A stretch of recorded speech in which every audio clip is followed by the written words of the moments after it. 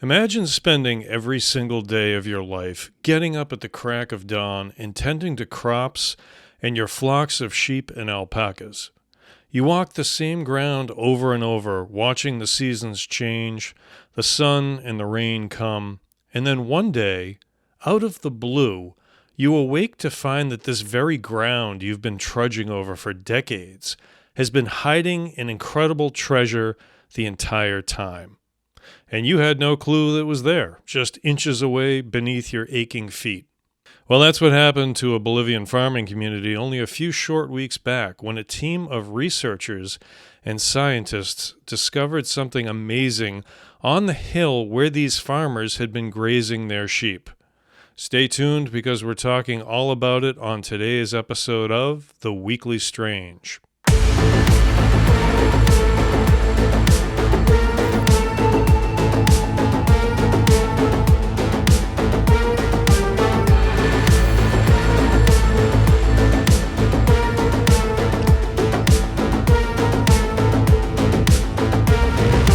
Hello, everyone, and welcome to The Weekly Strange. I'm your host, John F. Mers, author, actor, adventurer. Now, I got to be honest. I absolutely loved Star Wars as a kid. But when Raiders of the Lost Ark came out, it really made me lose my mind. I mean, lost civilizations, epic discoveries from antiquity, rewriting history. Yeah, I am definitely interested. And the thing about these incredible discoveries is that they often happen in places that no one has noticed, like for generations.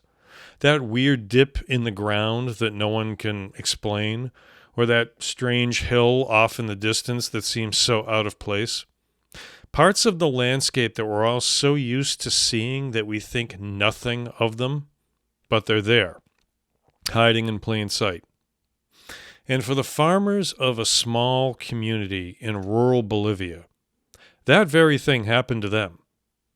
As they went about their day trying to eke out a survival existence based on farming crops like sugarcane, quinoa, and potatoes, while tending to their flocks of sheep, goats, and alpacas, they never realized that what was beneath their feet were the echoes of a civilization that arose much the same way, from humble farming beginnings to a regional powerhouse. And the center of trade for that powerhouse culture was directly beneath their feet.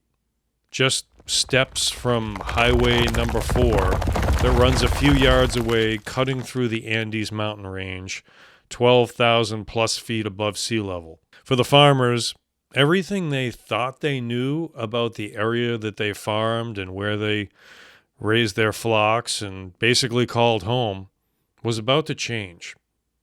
And from deep in the annals of antiquity, a new appreciation would emerge, one that is redefining what the world knows about a lost civilization known as the Tiwanaku.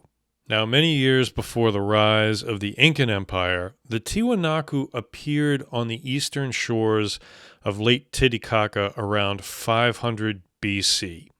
Their ancestors had developed farming techniques and coalesced their families within a small series of villages along the eastern coast.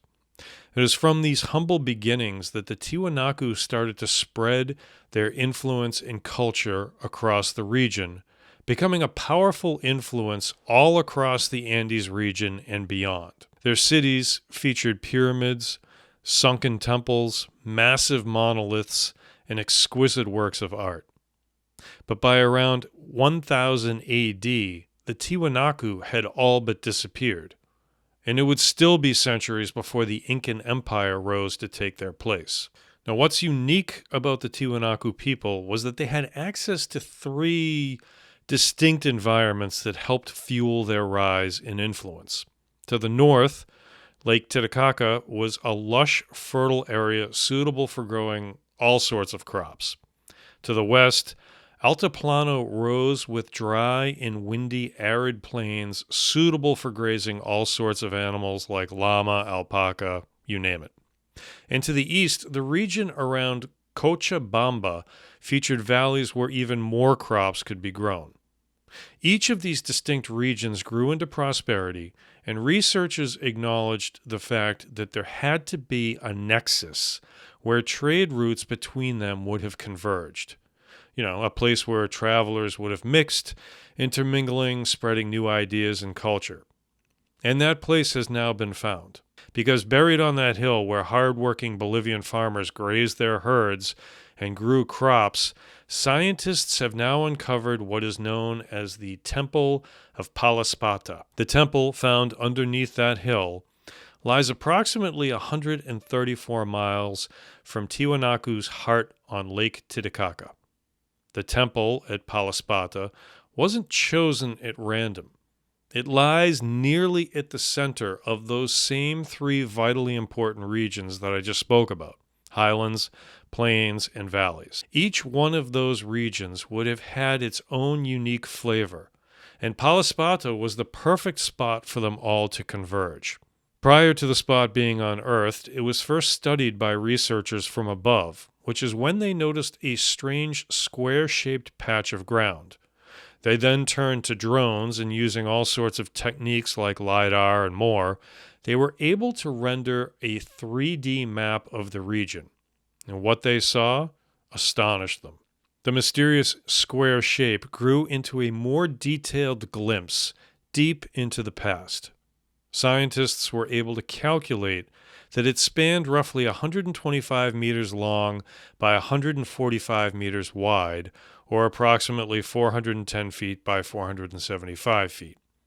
On three sides of this square shape, there were 5 enclosures per side, and each surrounded an inner sunken courtyard. Scientists have further concluded that the temple's location also appears to be aligned with the solar equinoxes that happen around March 20th or 21st, and again in September around the 22nd or 23rd. Remember, this is the southern hemisphere, so things are opposite depending on where you are right now. But how did they figure out that this new temple might be the literal crossroads for these three regions? Researchers and scientists started excavating portions of the site and stumbled across the presence of what are called Keru cups. Keru cups were used to drink chicha, a type of maize beer that was drunk for pleasure, but also used during religious rituals. The main ingredient in chicha, maize, a type of corn, does not grow locally to the temple at Palaspata. That led researchers to conclude that travelers or merchants would have introduced the drink in some form or fashion, meaning that Palaspata was a place that attracted many people from outside its boundaries. Now, Palaspata would be an important find on its own if that was the only site in the area, but it's not. And assuming that a lone temple would be the nexus for trade routes would be, frankly, kind of silly, because it's simply not large enough to warrant much attention on its own, even with the various discoveries that have happened here since researchers uncovered it. So are there other areas close to Palaspata that could have been connected to it? It turns out there are. Hey, I just want to switch gears here for a quick second and tell you all about the fact that memberships have opened up on my channel. If you dig my show, The Weekly Strange, and you want to support it, I've set up 3 distinct levels that you can choose from. Each level has some very special perks and rewards, and I can't wait to kick them off.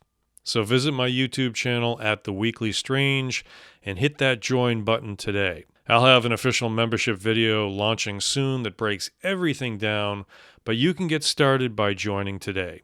Thank you, and thank you very much for your support. So in 1952, Swedish archaeologist Stig Ryden explored an area only about 600 meters away from Palaspata at a place called Kehuasi. He reported a scattering debris field of ceramics identified as belonging to the Tiwanaku.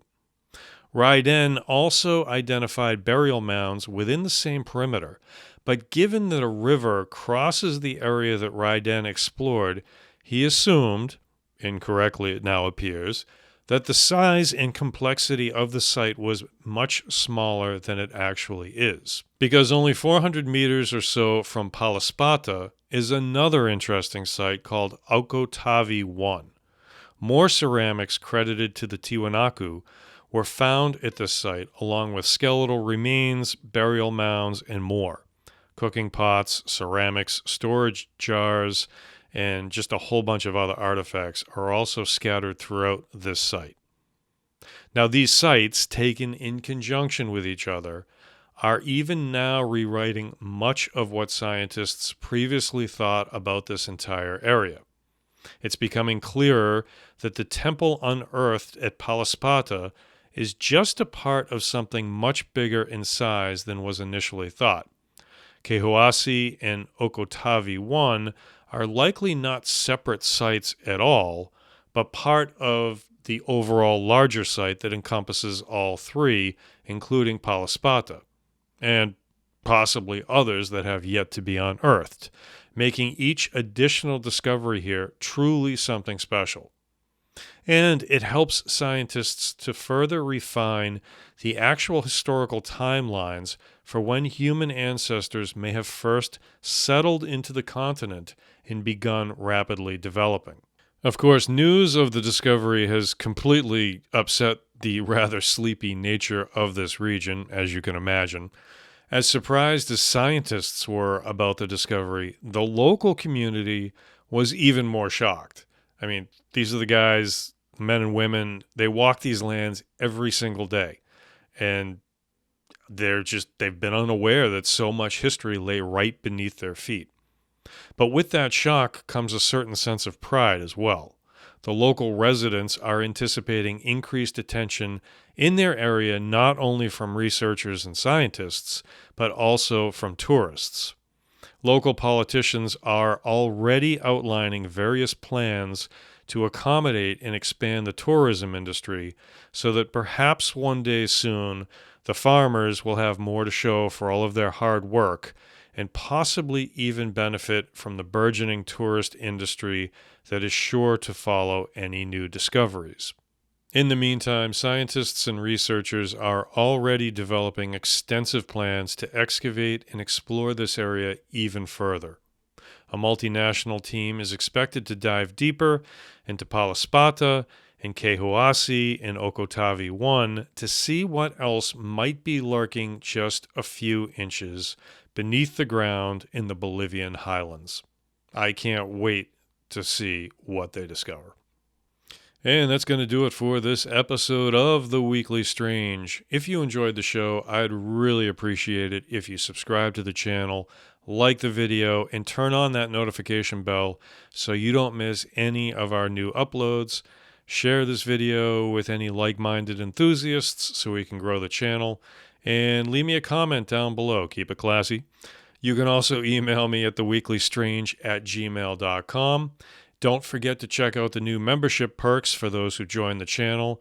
We should be launching our merchandise shop within a week or two, and there's much, much more to come.